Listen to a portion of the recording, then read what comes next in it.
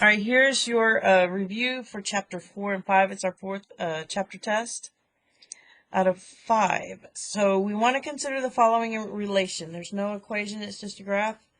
We want to know the domain and the range. And remember, the domain is left to right, and the range is bottom to top. It's always least to greatest. So on the domain here, it starts at 2 and ends at 3. So I include it as well. So we use the brackets. On the range, the lowest point is 0 and the highest point is 2. And we include those.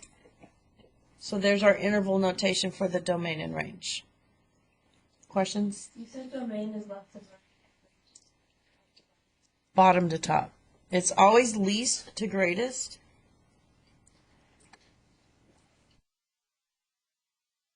If that will help you remember, because it's not top to bottom. We used to look at things top to bottom, but when we do the range, it's bottom to top. Okay. Now, determine if the relation is a function. How do I know if a relation is a function? Yes, you do the vertical line test. Does this fail or pass the vertical line test? It fails, because anywhere between 2 and 3, I can draw a vertical line through 2 points. So the evidence that it's not a function is any 2 points that this vertical line goes through. So you could pick 2, 0 and 2, 2, or you could pick 3, 0 and 3, 2. I'm just going to do the first ones and raise it up so you can see. And that is that. Okay. Apparently my pages are different than yours, but that's okay. No, don't do that. So number 2 says, consider the following relation. And the first question is to rewrite it as a function of x. So how I do this is I'm first going to move this 3y over. Negative 2x squared plus 2x equals negative 6y. And then divide by negative 6. So then I have y equals, and then it looks like I can divide each term by 2. So it's going to be x squared, and I'm just going to switch the signs as well. X squared minus x over 3.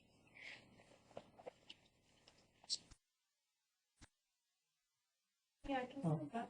Yeah. I just wanted to write it over here at the answer. Okay, are y'all good with that? I switched the signs and divided everything by 2. Remember, if you divide one thing, you have to divide it all. Now I want to evaluate the function at x equals 2. So all I'm doing is plugging in 2. So 2 squared minus 2 over 3. Well, what is 2 squared? 4. 4 minus 2 is, so it's just 2 over 3.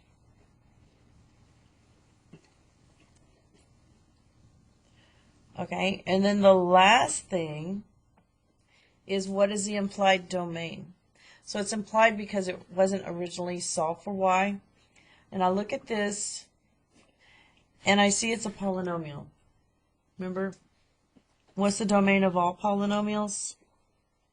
All real numbers. Okay? You don't start changing things until you have like a radical or a rational function, which we have in number 3.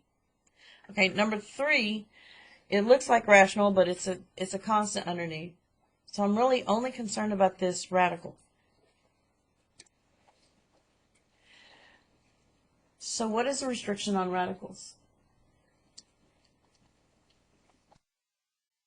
I can't have a negative in there, right? Because remember, the domain is what I can put into the function and get a real number back. So this x plus 1 has to be greater than or equal to 0. It can be 0. That's my starting point. So I subtract 1 from both sides.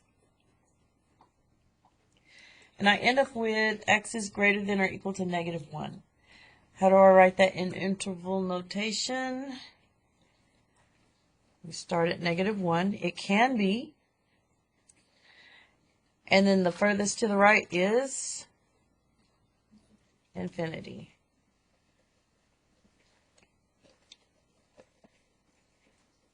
Okay, number 4, we're going to write a linear function. It gives us the y-intercept and the slope.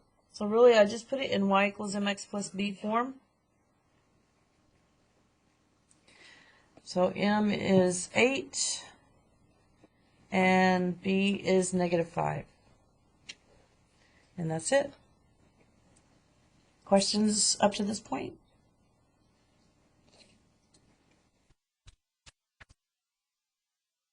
Okay, let's look at 5. 5 says they want you to find the slope and the y-intercept of this function. So what is the slope of this function? Yeah, negative 1 over 6. What is my y-intercept? Negative 1. Good. And then to graph it, it says plot 2 points. It didn't say which 2 points, so I'm going to use the y-intercept, which is negative 1. I'm sorry, 0, negative 1. The slope is what I'm going to use to graph the next point. So since the slope is this, I can go up 1 and to the left 6, or I can go down 1 and to the right 6.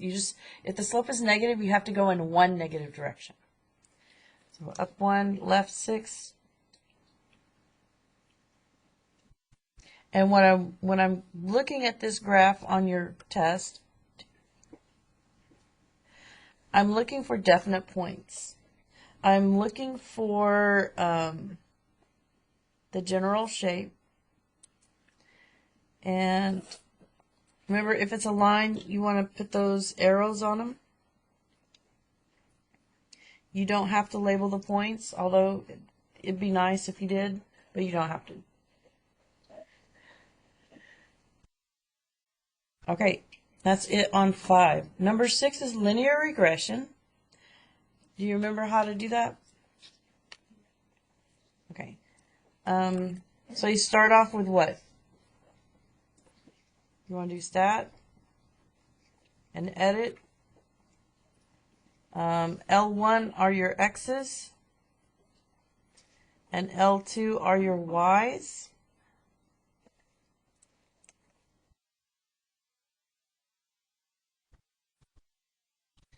So I've already put this one in the calculator.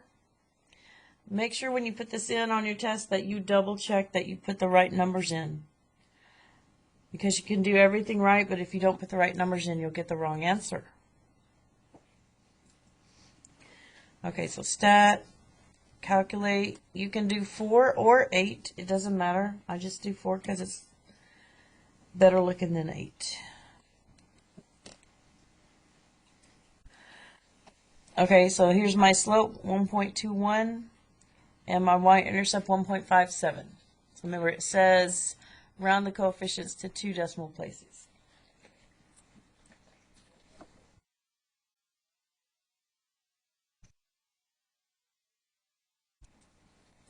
Okay, are y'all good with that one?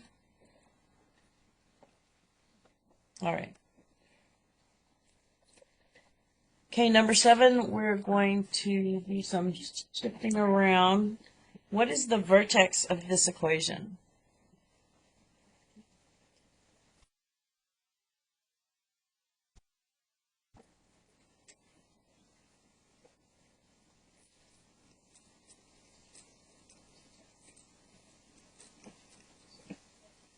So you just read it off when it's in this form.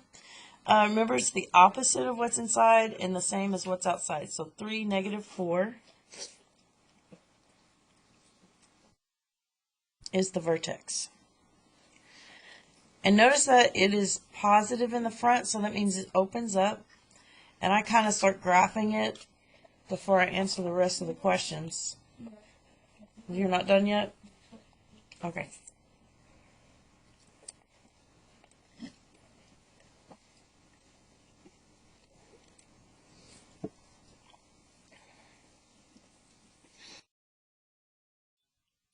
All right.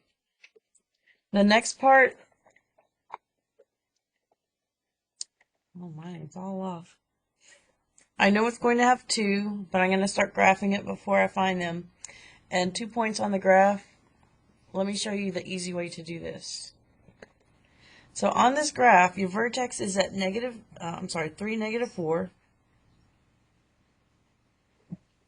So there's the vertex. I am not multiplying it by any stretch factor. So that means I have this triangular shape. And so this is what the x squared function does. It goes up 1 over 1, and then it goes up 3 over 1,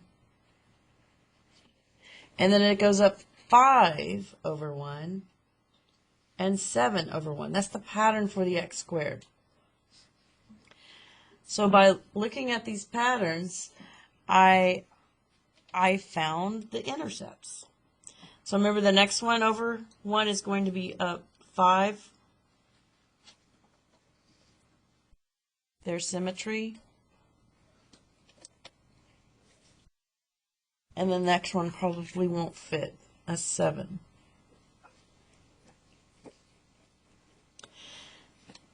So I am looking for the intercepts, the vertex. So the intercepts are the y-intercept, the x-intercepts, and then the vertex. And I'm looking to see if it's kind of exiting the graph where it should, but it doesn't have to be perfect. Remember, this is a sketch. Now, consider the, wait a second. I have to go back and answer the rest. So the two intercepts are 1, 0 and 5, 0. And then 2 other points, I could do these 2 down here. Like that is 2, -3. And this is what's going to take the most time grading it, is because you have several points to choose from. If you wanted to say 0 for x and 5, that works as well. Questions? Okay. All right, number 8.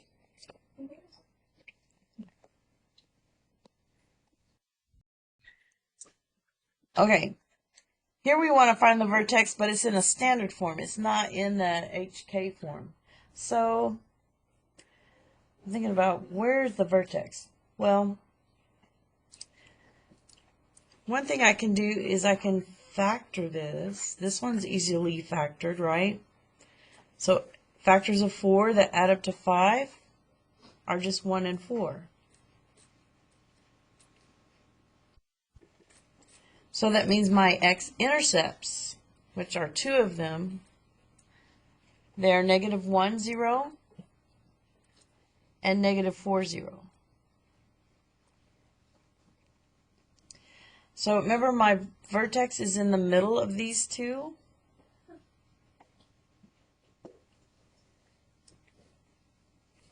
Oh, you can use this formula if you want to. -b over 2a. So that's going to be a -5 over 2 times 1.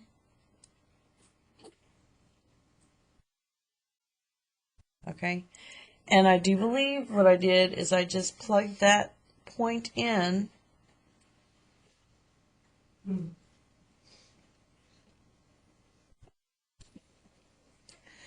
I plugged that point in here, and I got 22.75.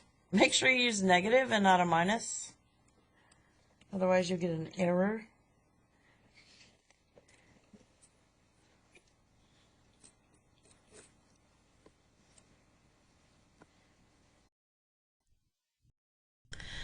Okay.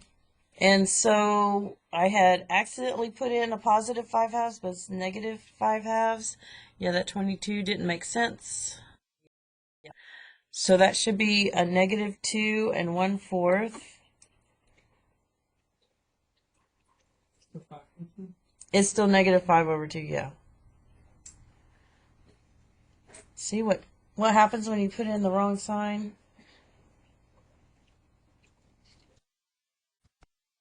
Okay, any other questions on this? So to find 2 points on 8, what I did is I just used these two because it didn't say they had to be.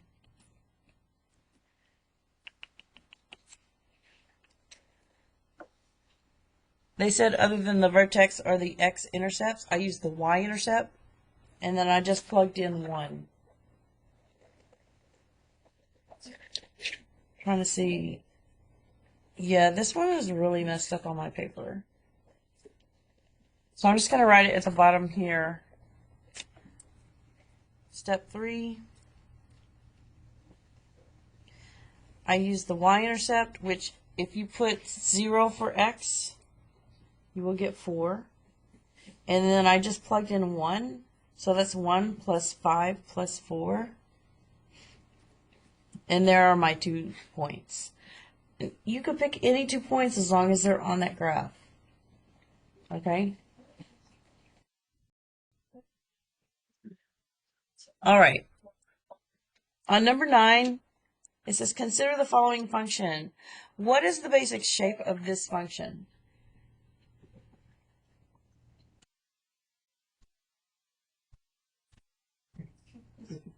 Is it the first one? Is it the second one? Yeah, but think about this. It's growing exponentially, so it's going to be the tall one. This flat one is the root. The root. Okay. And so number 9, it says find 2 points on the graph of this function. We're going to graph it. Okay. So what I'm basically going to do, that's negative 2x to the 5th.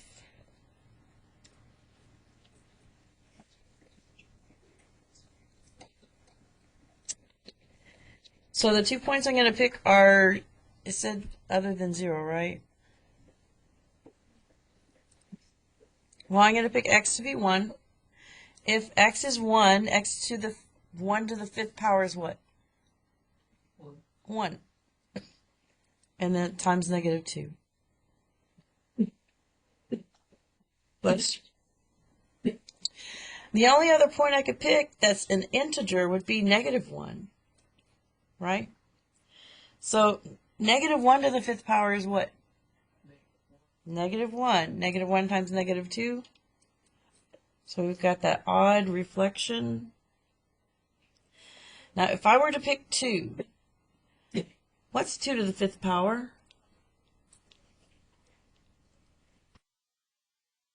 32.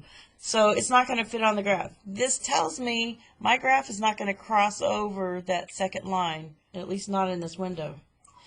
So it goes up like this. And it actually is kind of flat because it is to the 5th power. Again, I'm looking just for these 2 or 3 points, kind of where it exits, the basic shape. Okay, it doesn't have to be perfect. All right. Number 10. What is the basic shape of this function?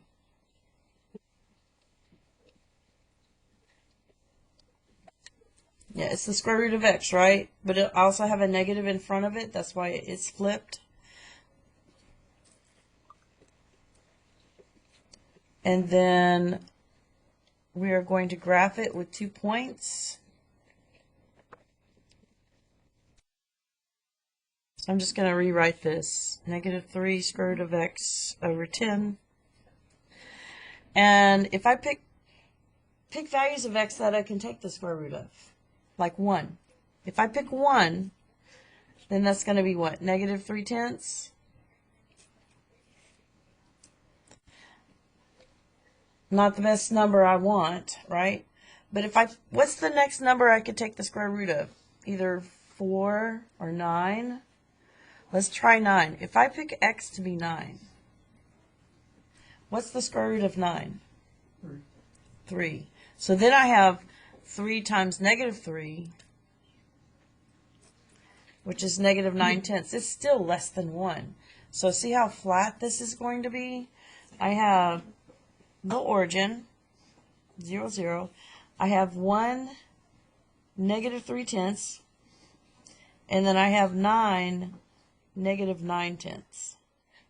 So it never quite crosses that bottom line. So it's really flat,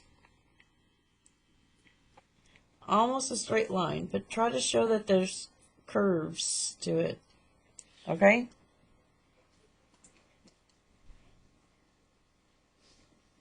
And that's why it's important to find these points so we can communicate clearly what's going on with it. Okay, ready for 11? Okay. We want to identify this shape. Which shape does this go with?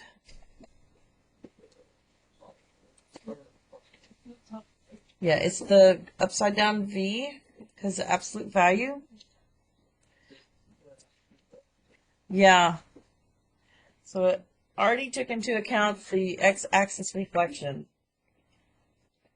Okay, now to graph this, it says pick 2 points. And I would just pick 1 and negative 1.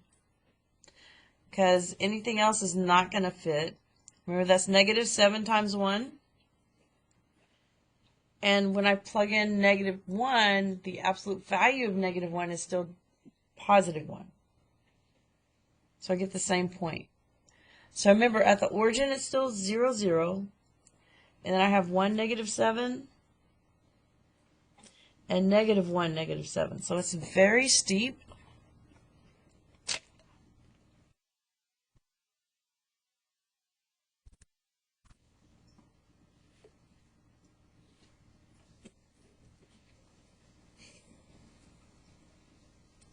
That's it. Y'all good with 11? Okay, 12 is a big multiple choice question. We're doing all this stuff to the square root of x. So which one is this? If I compress it vertically by a factor of 1/6, I know it can't be these, right? So that's the square root of x over 6. And then if I reflect it with respect to the y-axis, where does that negative go? Yes, remember y is inside. So then it's not this or this. And then if it's shifted vertically up 4, what am I doing? Okay, so you know it's not minus 4, and here's what's left. Okay, that's 12. Okay, now we're going to do some translations on 13. What is the more basic function of this? It's x squared, right? Yeah. What does x squared look like? Okay. Oh, Yes, the first one. And then it looks like I have just a vertical compression and a vertical shift.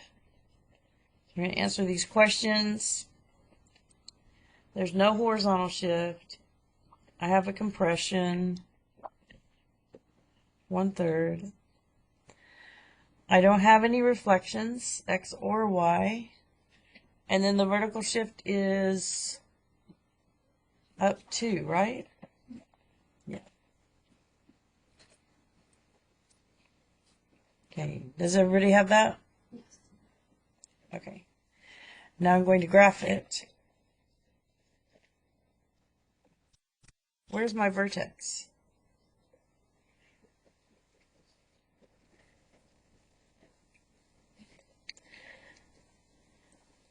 H is 0, K is 2.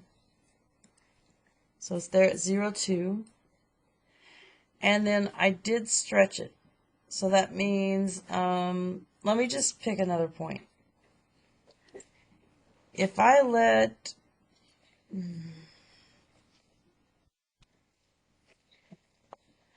trying to find the square, I'm going to square something, right? And divide it by 3. So if I want a whole number or an integer, wouldn't I have to make x to be 3? Right? Or a multiple of 3? Because I'm dividing by 3. So if x is 3, what's 3 squared? 9 divided by 3? 3 plus 2? 5. Okay. So 3, 5 is a point.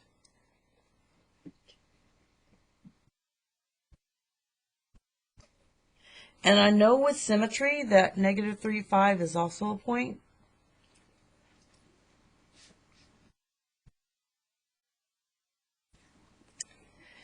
If I let x be 4, I can't take this. I can square that. 4 squared is 16 divided by 3 is going to be a little over 5. 7 and a third.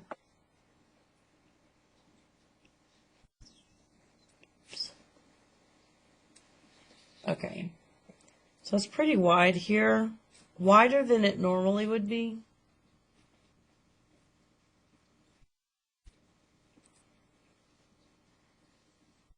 Okay. So make sure you're at least, you don't have to actually label it, but tell me like some points you're graphing. What is my domain? From left to right. So all real numbers, yes. What is my range? From bottom to top.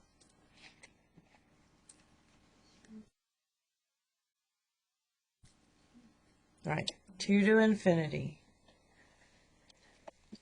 To infinity and beyond. Okay. I know, just a couple more long ones, and then the last 3 are kind of short. All right. So here, the more basic function is what? Yeah. Sometimes I want the square root. Sometimes I want, the reflection in there. Okay, so it looks like this one in the middle.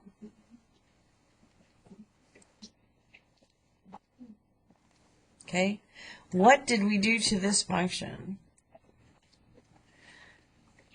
Looking at it, it's got a vertical shift, it's got a vertical compression, and the negative inside, which reflection is that? X or Y? It is Y. So we got a Y reflection, a compression, and a vertical shift. So no horizontal shift. Compressed by 1/3.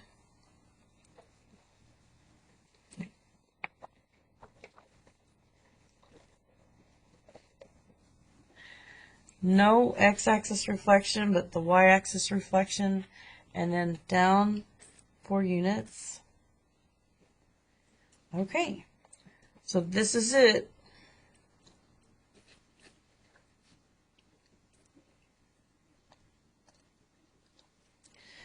So if x is 0, then I start at negative 4. That's my vertical shift down. From this function, it's been shifted down like this. But then I also have the x-axis reflection, so then it goes like this. And then with the compression, it's going to be flatter. Okay? So let me see. If I pick,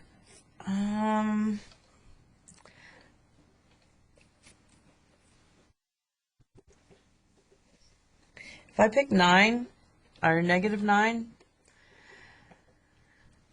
to be x, that means I have the square root of 9 And that's going to be what? 3 divided by 3 minus 4. So what's 1 minus 4? Negative 3. So at negative 9, I have negative 3. Okay? Even flatter than my sketch.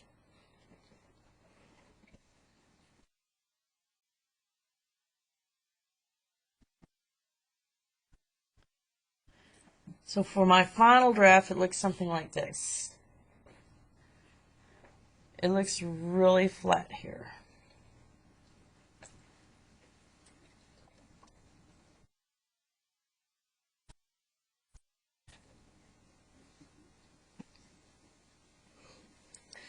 Okay, what is my domain and range of this function? From left to right is my domain.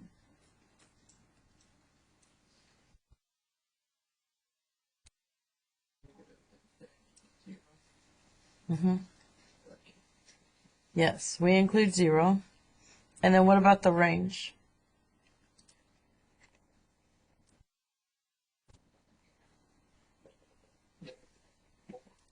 Yeah, goes from negative 4 on up.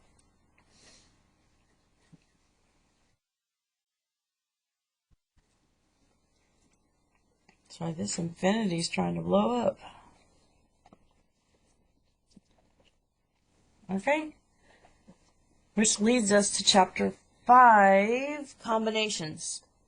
So remember, the fastest way to do this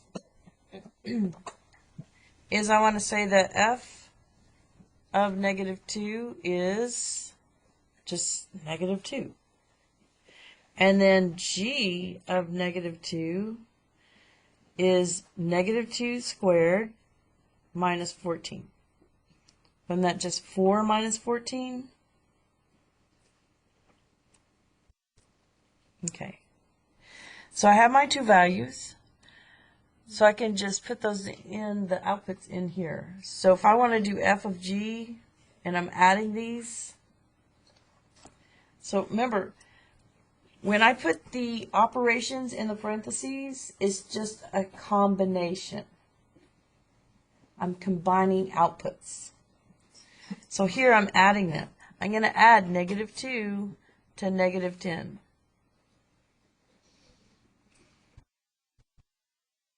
Step 2, I want to subtract. So I'm doing negative 2 minus a negative 10.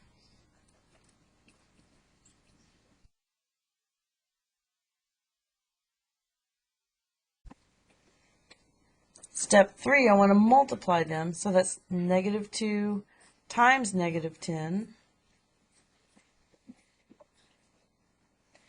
And step 4, I'm taking a ratio of them. So that's negative 2 over negative 10. Make sure you simplify. Any questions on 15?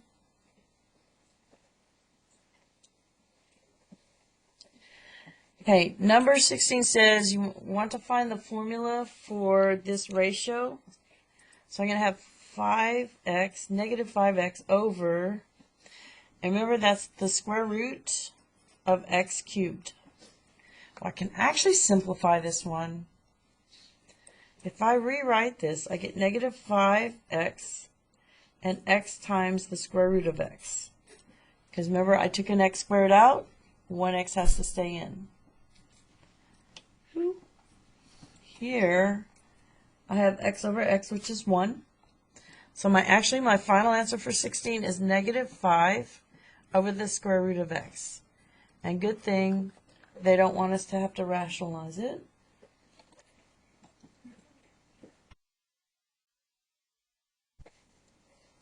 Okay, to find the domain, I'm doing two things here. I'm taking the square root of x and I'm also dividing by it. So what are my restrictions?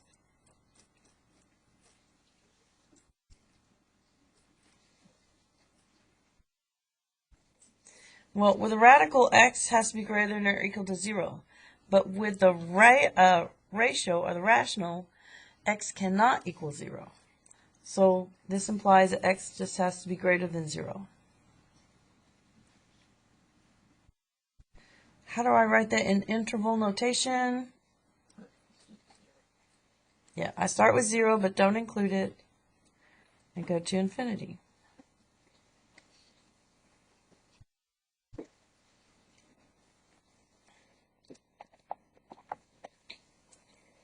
Okay, that's 16. 17 says, consider the following functions. Whatever I'm doing to f, I want to do the same to g. So now this is a composition. I'm putting in the output of g of x and making it the input of f of x.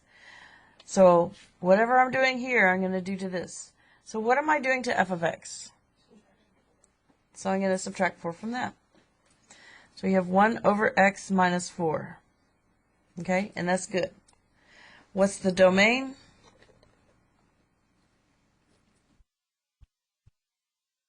I'm good as long as x is 0, as long as it's not 0. So how do I write that in interval notation? You start with negative infinity. You go up to 0. That's half the set. The other half is 0 to positive infinity. Okay?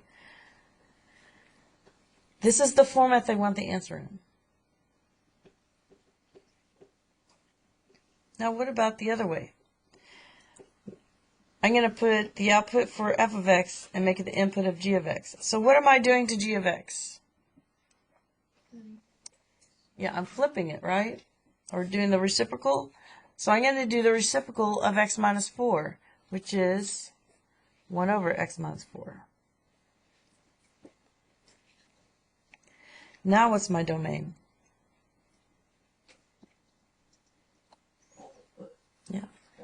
Yeah, we're good as long as x is not equal to 4. So we're going to write the same thing as we did up here, but instead of 0, I'm going to write 4. So negative infinity to 4, and then 4 to positive infinity. Home stretch. How do I know if a function has an inverse function?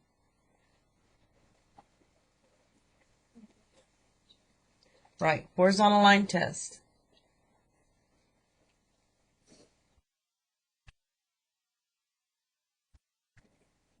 Remember what this looks like? It looks like this.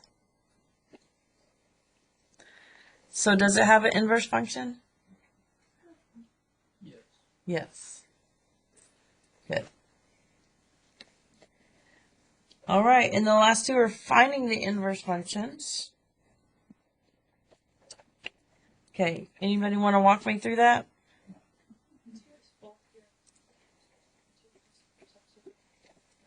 I'm going to swap x and y. So remember this is y equals, so I'm going to do x equals 6y minus 3. What's the next thing?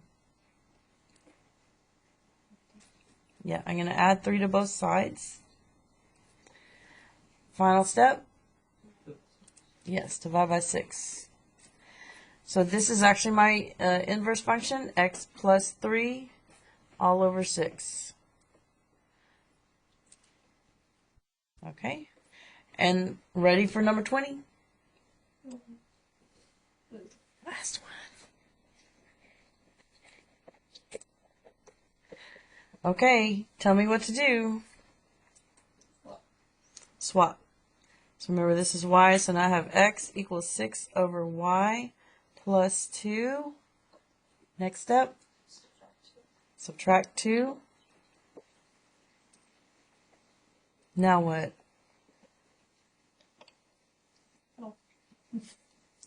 I'm going to multiply by y and divide by x minus 2. So it's kind of like we're swapping these two. So y is equal to 6 over x minus 2. And I'm done.